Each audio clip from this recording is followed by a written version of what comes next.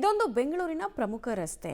ಬರೋಬ್ಬರಿ 23 ಜಿಲ್ಲೆಗಳಿಗೆ ಸಂಪರ್ಕ ಕಲ್ಪಿಸೋದಕ್ಕೆ ಈ ರಸ್ತೆ ಪ್ರಮುಖ ಪಾತ್ರವನ್ನು ವಹಿಸುತ್ತೆ. ಇಂಥ ರಸ್ತೆ 3 ತಿಂಗಳು ಬಂದ್ ಆಗುತ್ತೆ.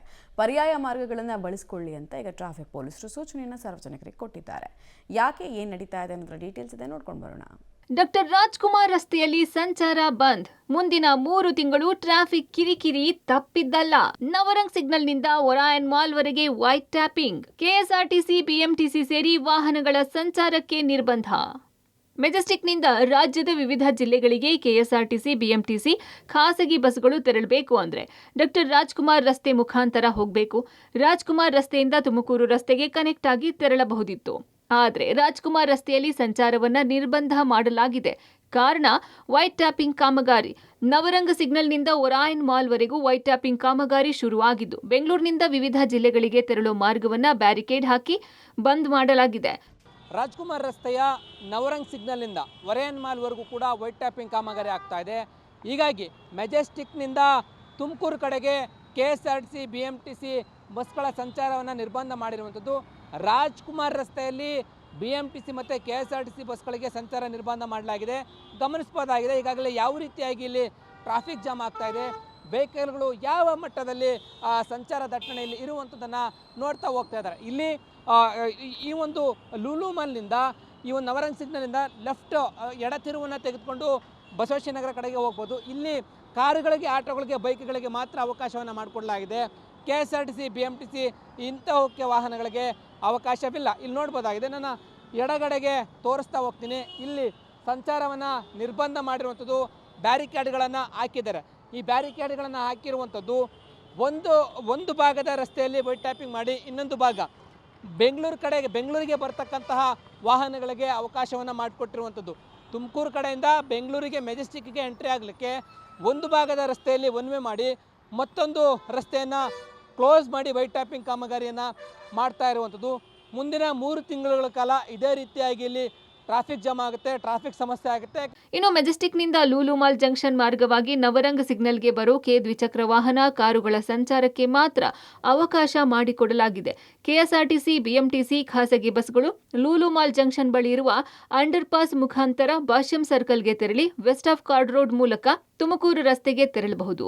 ವಾಹನ ಸವಾರರಿಗೆ ಬದಲಿ ಮಾರ್ಗ ತಿಳಿಯದೆ ಲೂಲು ಜಂಕ್ಷನ್ ಬಳಿ ಸಂಚಾರ ದಟ್ಟಣೆ ಸೃಷ್ಟಿಯಾಗ್ತಾ ಇದ್ದು, ಟ್ರಾಫಿಕ್ ಪೊಲೀಸರು ವಾಹನಗಳನ್ನು ಖುದ್ದು ಸ್ಥಳದಲ್ಲಿ ನಿಂತು ಮಾರ್ಗ ಬದಲಾವಣೆ ಮಾಡುತ್ತಿದ್ದಾರೆ. ರಾಜ್ಕುಮಾರ್ ರಸ್ತೆಯ ನವರಂಗ್ ಸಿಗ್ನಲಿಂದ ಒರಾಯನ್ ಮಾಲ್ವರೆಗೂ ವೈಟ್ ಟ್ಯಾಪಿಂಗ್ ಕಾಮಗಾರಿ ಆಗ್ತಾ ಇದೆ. ಹೀಗಾಗಿ ರಾಜ್ಕುಮಾರ್ ರಸ್ತೆಯಲ್ಲಿ ತುಮಕೂರು ಕಡೆಗೆ ಕೆಎಸ್ಆರ್ಟಿಸಿ, ಬಿಎಂಟಿಸಿ ಬಸ್ಗಳ ಸಂಚಾರವನ್ನು ನಿರ್ಬಂಧ ಏರುವಂಥದ್ದು, ಬದಲಾಗಿ ಬದಲಿ ಮಾರ್ಗವನ್ನು ಇಲ್ಲಿ ಕಲ್ಪಿಸಿರುವಂಥದ್ದು ಗಮನಿಸ್ತಾ ಹೋಗ್ತಾ ಇದ್ದೀರಾ.